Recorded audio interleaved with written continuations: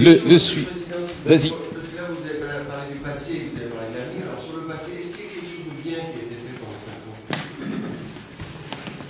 pendant 5 ans? Réponse difficile. Pendant 4 ans, non. Hein, les 4 ans de l'ère Bachelot, non.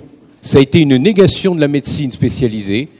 Ça a été la volonté, à travers la loi HPSC, de mettre une médecine à l'anglaise. C'est une volonté de ne pas reconnaître que l'accessibilité aux soins de nos concitoyens passe par des médecins généralistes, mais également par des médecins spécialistes. Et ça a été une volonté réductrice de faire un parcours de soins médecin généraliste hôpital. Il y a eu des choses bien depuis 1 an. Après les élections, comme par hasard, je parle bien sûr des élections aux URPS, que la CSCMF et l'UMSP ont largement gagné. Hein, pour ceux qui ont un peu de mémoire, dans le 3e collège, les collèges spécialistes, on est 52% des médecins ont voté pour les listes UMSP-CSMF, et la CSMF est largement en tête en termes de sièges. Donc il y a eu des corrections à travers la PPL Fourcade.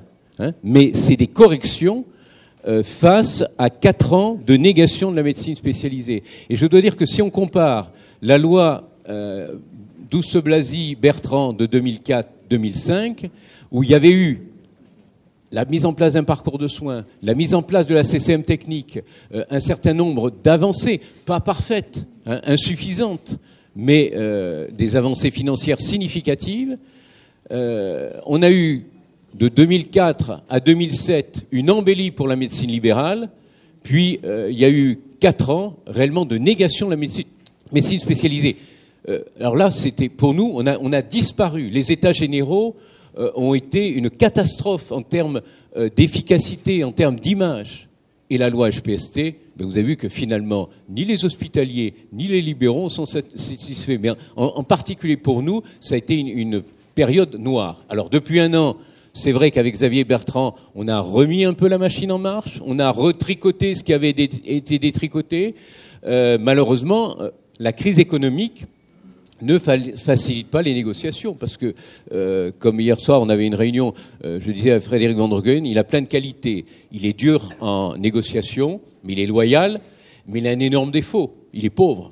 Et un directeur de l'assurance maladie qui n'a pas de marge de manœuvre financière, ça fait qu'on passe des nuits entières. Et vous avez vu que la convention, on a été vraiment obligé d'être imaginatif pour arriver à faire le peu qu'on pouvait pour les spécialités cliniques à travers des mesures spécifiques pour certaines spécialités, des consultations majorées, à travers le paiement sur des objectifs de santé publique. Donc, oui, 4 ans de négation de la médecine spécialisée. Et c'est pour ça qu'on fait cette journée aujourd'hui, pour rappeler aux partis politiques, parce que moi j'ai écouté les discours des uns et des autres, où nous pensons que les partis politiques actuellement, droite et gauche confondus, ne prennent pas conscience qu'en France, le système de soins, pour les spécialistes, c'est la ville et l'hôpital, complémentaires, sans suggestion.